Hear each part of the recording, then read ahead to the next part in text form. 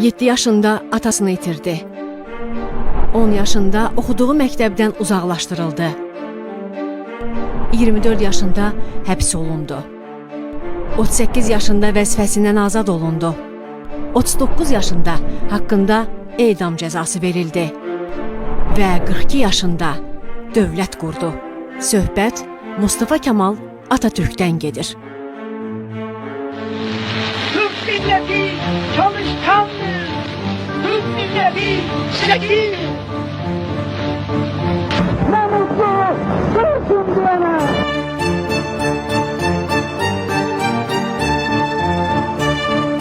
Türk tarixindən görkəmli xadimlərindən biri heç şübhəsiz Mustafa Kemal Paşadır.